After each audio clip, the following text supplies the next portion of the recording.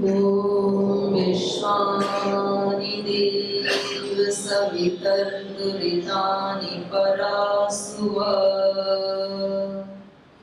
यद्भद्रं तन्न आसुव। ॐ शान्ति शान्ति शान्तिः।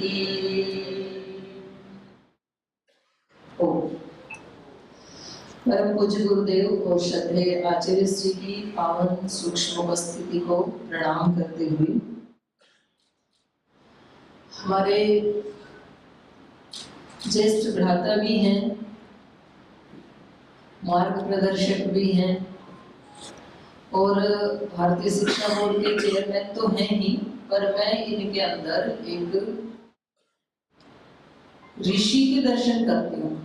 आदरणीय हमारे जैसे तो प्राचीन काल में हम पुस्तकों में पढ़ते हैं, ऐसे ऋषि होते थे, कुछ गृहस्थ ऋषि होते थे, कुछ संन्यास धर्म को अपना करके ऋषि धर्म का पालन करते थे। तो गृहस्थ संत या गृहस्थ ऋषि कैसे होते थे, तो उसका एक मॉडल आदरणीय भाई साहब है। तो आदरणीय भाई साहब को भी मैं हृदय से धन्यवाद और प्रणाम करती हूँ, क्योंकि आप सबका दर्शन करवाने के लिए भाई साहब ने मेरे को अवसर दिया। और हमारे आदरणीय आनंद जी जो इतनी बड़ी टीम को साथ लेकर के आए हैं शिक्षक वृंद की, तो भाई साहब का भी और इनकी पूरी सेना का भी पतंजलि योगपीठ में बहुत बहुत अभिनंदन है। क्योंकि जो स्वामी जी महाराज के साधु सन्यासी हैं भाई बहने, तो लगभग 200 भाई बहन हैं, तो उन सब में उम्र में मैं बड़ी हूँ, तो सब सन्यासियों की ओर से आपका बहुत बहुत अभिनंदन है।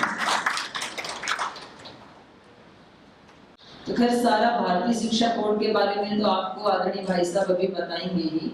मैं तो केवल आपका स्वागत करने के लिए, आपका दर्शन करने के लिए, और जो मेरे को लगता है 2-3 अच्छी बातें जो मैंने अपने गुरुजनों से सीखी हैं, भाई साहब जैसे जो राज्य पुरुष हैं उनसे जाना है, तो वो मैं आपके साथ शेयर करती हूँ 2-3 चीजें। मुझे ऐसे लग रहा है कि अभी जो देश की स्थिति है वो ऐसी ही स्थिति है जैसे महाभारत के युद्ध के समय थी। उस समय 2 ग्रुप बन गए थे, एक पांडवों का जो अत्यंत धर्म के पथ पर चलने वाले थे, और दूसरा कौरवों का जो अत्यंत गर्त की तरफ जाने वाले। तो अभी ऐसा लग रहा है, ऐसे दिख रहा है, कई बार हम जैसे मोबाइल आदि पे कभी दृष्टि पड़ जाती, चीजें सामने आ जाती है, या कभी अखबार आदि ज्यादातर टाइम नहीं मिलता है, या कभी न्यूज चैनल कभी देख लिया 2-4 मिनट के लिए, या वैसे भी सुनने में आता है। शिक्षा जगत में इतना ह्रास देख करके भी सिर शर्म से शर्मसार हो जाए। मतलब कोई 15-20 दिन पहले मैं सुन रही थी, कोई पश्चिम बंगाल का या यूपी का कोई केस था, 16 साल की बेटी है, उनके टीचर थे 60 इयर्स। बहुत चला वो, मतलब हद हो गई। तो एक तरफ तो इधर जा रही है धारा, और दूसरी तरफ हमारे आदरणीय सिंह साहब जैसे, पूज्य गुरुदेव जैसे जो महामानव, वो कहते हैं कि हम मनुष्य से देवत्व की ओर आगे बढ़ना चाहते हैं और अपने पीढ़ियों को ले जाना चाहते हैं, तो वो उस तरफ पुरुषार्थ में लगे हुए हैं। तो ये मेन रूप से 2 ग्रुप बने हुए हैं इस समय। लेकिन जो दूसरी साइड में जा रही हैं उनके लिए मुझे ये लगता है कि अगर आप जैसे जो प्रबुद्ध व्यक्ति हैं वो यदि उनकी थोड़ी सी हेल्प करें उधर से लाने में, क्योंकि संस्कार तो है उनके अंदर भी, जीन्स तो उनके भी वो ही हैं, तो कम से कम 95% मानवता को हम बचा सकते हैं। और उसका आधार बनेगा भारतीय शिक्षा बोर्ड। मुझे ऐसे लगता है कि चाहे मनुष्य का निर्माण करना है, या राष्ट्र का निर्माण करना है, या किसी व्यक्तित्व का निर्माण करना है, तो उसमें 4 चीजें सबसे अहम भूमिका रखती हैं। सबसे पहला है इस देश के जो यति हैं, संत हैं, योगी हैं, उनकी महती भूमिका। ये भारत कभी भी विश्व गुरु कहलाता था तो वो धन धान्य के कारण नहीं, धन धान्य अमेरिका या दूसरे देशों के पास हो सकता है, लेकिन उनके पास ये ऋषि परंपरा नहीं है। यहाँ के ऐसे योगी जो आक्रांता आए और उन्होंने सोचा कि हम भारत से एक योगी को उठा के ले जाएंगे, तो वो उसको उठा नहीं पाए। तो आप लोगों ने सुनी रखी है सुकरात की कहानी। तो सिकंदर जब यहाँ आया तो उन्होंने कहा कि वहां से एक योगी को ले आना, मैंने सुना है भारत में योगी बहुत हैं। तो पूरा उन्होंने जो लूट पीट करना था वो लेकर के वो चल रहे, गुरु जी की भी गिफ्ट लेके चले। तो उनके सैनिक किसी योगी के पास गए, बोले आपको सिकंदर ने बुलाया है। तो उन्होंने कहा हम किसी सिकंदर को नहीं जानते, हमारा तो एक ही सिकंदर है बस ऊपर। उन्होंने कहा आपकी इतनी हिम्मत, आपको पता है वो विश्व विजेता है। बोले वो विश्व विजेता अपना होगा, हमारा कोई विजेता नहीं। उन्होंने मना कर दिया। तो उन्होंने आके बताया जी वो तो बड़े एक एटीट्यूड में बात कर रहा है, कैसे योगी है यहाँ के। बोले जाओ उसको उठा के ले आओ। और जब उनके सैनिक उनको उठाने लगे तो उन्होंने ऐसी सिद्धि प्राप्त थी कि वो एकदम शिला की तरह से धरती से चिपक गए, उठ नहीं पाए। फिर उन्होंने कहा जी तो उठ ही नहीं रहा है। और उसके बाद उन्होंने फिर अणिमा सिद्धि का प्रयोग किया तो वो एकदम ऐसे ऊपर उठ गए कि उनके हाथ ही नहीं आ रहे थे। तो फिर उन्होंने सिर झुका दिया कि भाई इनको जबरदस्ती नहीं ले जाया जा सकता है, ये भारत की परंपरा है। और ऐसे सिद्ध योगी हमारे किसी गांव में एक मिल जाता था, कभी 5-10 गांवों के बीच में एक मिल जाता था, 10-20 गांवों के बीच में एक मिल जाता था। ये हमारी परंपरा थी। तो उनकी दिशा निर्देशन में जो समाज, जो व्यक्तित्व तैयार होता था, उसके कारण भारत को विश्व गुरु कहते थे। तो एक यतियों का सबसे बड़ा योगदान, संतों का, योगियों का। दूसरा सतियों का बहुत बड़ा योगदान।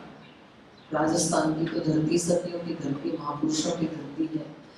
सारे जिनको हम आदर्श देशभक्त कह सकते हैं वो राजस्थान में पैदा हुए, जिनको हम आदर्श ईश्वर भक्त कह सकते हैं वो राजस्थान में पैदा हुए। तो ये तो शूरवीरों की धरती है, राजस्थान तो शूरवीरों की धरती है। हमारे अंदर भी तो एक जो सती नारी होती है, पतिव्रता नारी होती है, क्योंकि हर मनुष्य चाहे वो कितने भी ऊंचे पद पे क्यों नहीं बैठा है आज, वो किसी न किसी माँ की कोख से और माँ की गोद से निकल करके आया है।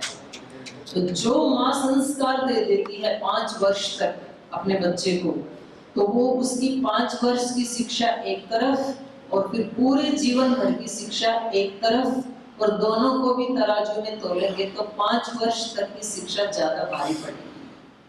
तो ये माताओं को हम कैसे योगिनी बनाएं, क्योंकि आज की मातृशक्ति किधर जा रही है आप सब जानते हैं। माताओं का बहुत बड़ा योगदान है। कभी भी उनको ये नहीं समझना चाहिए कि जी वो तो अनपढ़ है। जो हमारी दादी नानी, आज हम बच्चों को उनसे दूर कर रहे हैं कि हम अपने बच्चों को इंग्लिश स्पीकिंग सिखाएंगे, ये तो गांव की भाषा बोलती हैं, गांव में तो हमारे बच्चों के संस्कार ही खराब हो जाए। खराब नहीं होंगे, अच्छे होंगे। तीसरा, एक शीलवान शिक्षक, एक चरित्रवान आदर्श शिक्षक वो मनुष्य का निर्माण कर सकता है। क्योंकि ठीक है 5 साल तक माता पिता अपने घर के जो भी संस्कार देने दे सकते हैं, लेकिन उसके बाद तो उनको किसी शिक्षक के पास, गुरु के पास भेजना ही पड़ेगा।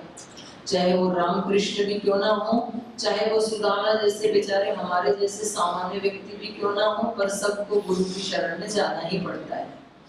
तो यदि अध्यापक, टीचर, गुरु, शिक्षक अगर उसको अच्छा मिल गया तो फिर उस व्यक्ति का निर्माण एक ऐसा आदर्श निर्माण हो सकता है कि फिर वो कहीं जीवन में तो क्या, देश में तो क्या, कहीं पूरे विश्व में भी पराजित नहीं हो सकता है। तो देखो आप लोगों को मैं पुनः बहुत विनम्रता से प्रणाम कर रही हूँ कि शिक्षक होना ये केवल एक आजीविका नहीं है, ये भगवान के द्वारा सौंपी हुई हम सबको, आप सबको बहुत बड़ी जिम्मेदारी है। और इसमें जितना जितना हम उसके प्रति सजग होते हैं, अपने शील के प्रति, चरित्र का निर्माण, शील का निर्माण, ये कोई ऐसे एक दिन में नहीं होता है। एक एक पल उस व्यक्ति को फूंक फूंक के कदम रखने होते हैं, तब कहीं जाके वर्षों में शीलवान जीवन होता है। हमारे यहाँ जैन मुनि आए हुए थे कल, इनकी 3 शब्द मेरे को बहुत अच्छे लगते हैं, शील, समाधि, प्रज्ञा। सबसे ऊपर शील को रखा है।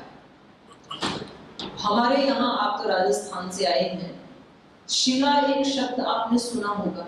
जब फसलों की कटाई हो जाती है और कुछ बालियां खेत में बिखर जाती हैं, तो फिर अगले दिन जाकर के उन बालियों को भी चुनते हैं। उसको क्या बोलते हैं? सिला करने गए थे, सिला कह दो, अपभ्रंश होकर के सिला हो गया, सिला हो गया, लेकिन वो शील से ही बना है। शील कैसे बनता है? इधर उधर जो जो अच्छे अच्छे गुण बिखरे पड़े हैं, कहीं भी अच्छा व्यक्ति उन सबको चुन चुन के अपने पास रखता है और फिर वो सारा प्रसाद के रूप में मानवता को बांट देता है। ये शील है, ऐसे शील बनता है। हम इस ऑडिटोरियम में बैठे हैं तो हम किस पोजीशन में बैठे हैं, हम किस भाव से सुन रहे हैं, हमारी मानसिकता क्या है, हमारी भावनाएं क्या हैं। जब हम खाना खाने जा रहे हैं तो हमारी भावनाएं क्या हैं, जब हम यहाँ आए तो भावना क्या थी, जाते समय क्या है, सोते समय क्या है, जगते समय क्या है, पढ़ाते समय क्या है, परीक्षा लेते समय क्या है। इन सब चीजों को मिलकर के शील का निर्माण होता है। और वो जो शीलवान गुरु है, शिक्षक है, वो हमारे यहाँ तो जो आचार्य शब्द है वैदिक परंपरा में, तो पूछा कि आचार्य कस्मात्, आचार्य को आचार्य क्यों कहते हैं? तो वहां उत्तर दिया यास्क ऋषि ने, आचार्य आचरणात्, आचरणोति अर्थान इति आचार्य।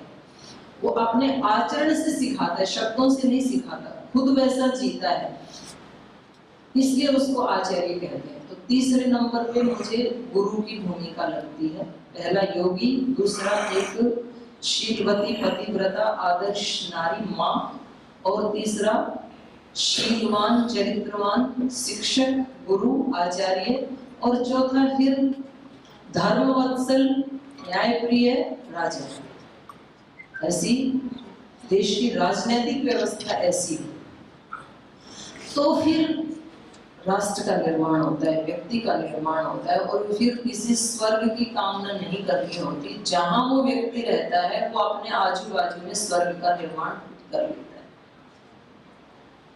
तो हमें, क्योंकि हम एक शिक्षक की भूमिका में हैं, तो अपने हिस्से वाला काम हमें बहुत जिम्मेदारी से करना चाहिए। ये भगवान के प्रति भी हमारी पूजा है, ये राष्ट्र के प्रति भी पूजा है, ये मानवता की भी पूजा है, और अपनी आजीविका तो है ही है। और व्यक्ति को इस कार्य को करने से जो आत्म तृप्ति मिलती है।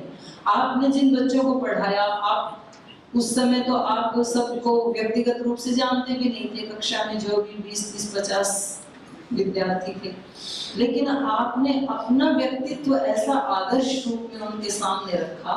और 20 वर्ष के बाद कोई बच्चा किसी बहुत ऊंचे पद पे आसीन है और वो फिर बताता है, गुरुजी मैंने तो 6ठी कक्षा में आपसे सीखा था। उस समय जो आपको सुख मिलेगा वो करोड़ों रुपए में खरीदा नहीं जा सकता मार्केट। तो ये एक हमारी नैतिक जिम्मेदारी बनती है। और उन सब का जो आधार है, हम ऐसा व्यक्तित्व कैसे बनाएं, वो है भारतीय शिक्षा। क्योंकि अभी आदरणीय श्रवण जी बता रहे थे, और मुझे भी कई बार लगता है कि आज हम अपने बच्चों को बहुत सारी मशीनरी चलाना सिखा रहे हैं। मोबाइल कैसे चलता है, मोबाइल तो सिखाना नहीं पड़ता, वो माँ के गर्भ से सीख के ही आता है, वो आपको सिखाते हैं बाहर निकल। मोबाइल कैसे चलाना है, गाड़ी कैसे चलानी है, बाइक कैसे चलाना, स्कूटर कैसे चलाना, या संगीत में रुचि है तो हारमोनियम कैसे चलाना, हर मशीनरी को चलाना सिखाते हैं हम। हमारे विद्यालयों में बस एक ही मशीन को चलाना नहीं सिखाया जाता, मन को कैसे चलाएं। मन भी तो एक मशीन है ना, और उस मशीन से ये सारी मशीनें चलती हैं। और वो जिसने चलाना सिखा दिया वो है भारतीय शिक्षा बोर्ड। मन को कैसे चलाया जाए, क्योंकि व्यक्ति के पास टाइम की कमी नहीं है। हम कई बार ऐसे बोलते हैं टाइम नहीं है, हम भारतीय शिक्षा बोर्ड का कार्य करना तो चाहते हैं, देश धर्म का कार्य करना तो चाहते हैं, योग का कार्य करना चाहते हैं, टाइम ही नहीं है हमारे पास। टाइम भगवान ने खूब भरपूर दिया है, सबके पास 24 घंटे जी। इतना सामर्थ्य नहीं है हमारे पास, तो आज बाबा जी के पास तो बहुत सामर्थ्य है, इतना सामर्थ्य तो नहीं है हमारे पास। किसी के पास शक्ति सामर्थ्य की कमी नहीं है, समय की भी कमी नहीं है, कमी है तो केवल मैनेजमेंट की कमी। लोग आज अपने टाइम को 6-6 घंटा तो मोबाइल में स्पेंड कर रहे हैं। कोई खाने के लिए, किसी को पानी पूरी पसंद है, किसी को पिज्जा बर्गर पसंद है, पिज्जा बढ़िया कहाँ मिलता है उसके लिए वो 10-20 किलोमीटर चल के जाता है गाड़ी में, फिर वहाँ भीड़ होती है, लाइन में लगता है, फिर उसका नंबर आता है तो खाता है, फिर उसको एसिडिटी हो गई, फिर डॉक्टर के पास जाना पड़ता है, फिर वहां से गोली लेके वापस घर आता है। अब ये इतना सारा टाइम अपने घर में अपनी पत्नी का बनाया हुआ दाल बाटी चूरमा खा लेते तो सारा बच जाता। टाइम मैनेजमेंट ऋषियों के पास, संतों के पास, गुरु जी के पास भी उतना टाइम है। आज उन्होंने जो कार्य कर दिखाया तो उनके पास कोई बहुत बड़ी सामर्थ्य तो नहीं थी। अपना जीवन कहाँ से शुरू किया? शून्य से ही शुरू किया है। कोई किसी सरकार की सपोर्ट नहीं, कोई मल्टीनेशनल कंपनियों की नहीं, कोई विदेशों की सपोर्ट नहीं, जो कुछ किया वो अपने अखंड प्रचंड पुरुषार्थ से करके दिखाया।